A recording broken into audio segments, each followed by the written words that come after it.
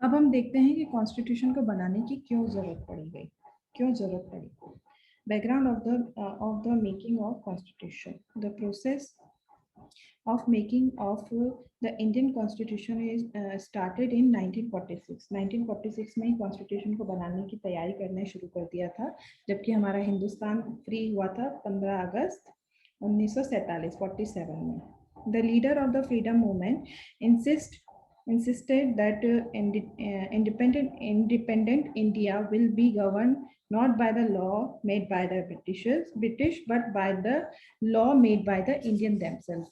जो हमारे freedom fighter थे उन्होंने इंसिस्ट किया कि जो हमारा इंडिया जब फ्री हो जाएगा तो वो ब्रिटिशर्स के जो बताया हुआ लॉ है उसके हिसाब से काम नहीं करेगा, हमारे खुद के बनाए हुए लॉ के हिसाब से काम करेगा.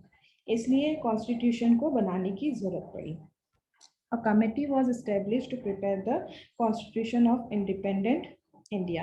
एक कमेटी बिठाई गई जिसमें कई सारे लोग थे और वो कमेटी डिसाइड करने वाली थी कि कॉन्स्टिट्यूशन में क्या क्या प्रावधान होने वाले हैं. It come to be known as constitute assembly. इस जो कमेटी को कॉन्स्टिट्यूट असेंबली कहा गया. अब देखते हैं कॉन्स्टिट्यूट असेंबली में कौन कौन था और इसमें क्या किया गया. India became independent in August 15, 1947. Before that, the British rule over India. इससे पहले इंडिया पे ब्रिटिशर्स का राज था और 15 अगस्त 1947 को हमारी देश जो है आजाद हुआ. They had divided India into provinces like Bombay, Bengal and Madras. Mumbai का नाम पहले बॉम्बे था और उन्होंने ब्रिटिशर्स ने अपनी कन्वीनियंसी के लिए हिंदुस्तान को 3 भागों में बांट रखा था. बॉम्बे जोन या रीजन, बंगाल रीजन और Madras region. The administration in this provision was carried out by the people's are representative. यहाँ का जो एडमिनिस्ट्रेशन था, मैनेजमेंट था, देख रेख थी, वो यहाँ के ब्रिटिशर्स के जो रिप्रेजेंटेटिव थे उनके द्वारा या फिर यहाँ के लोगों के द्वारा किया जाता था. Similarly the local princes were carrying out the administration in some area. और कई जगह पे हमारे देश में तब भी ब्रिटिशर्स के टाइम पर भी कई जगह हमारे देश में राजा और राजकुमार रहे.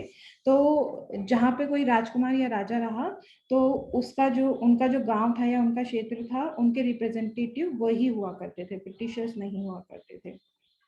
Such area was known as princely state and their chiefs were known as princes. The representatives of the provision and the princely state were included in the constitute assembly.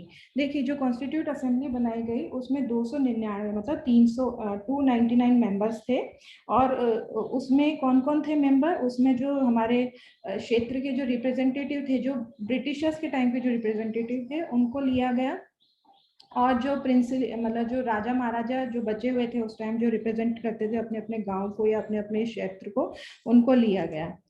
और इस असेंबली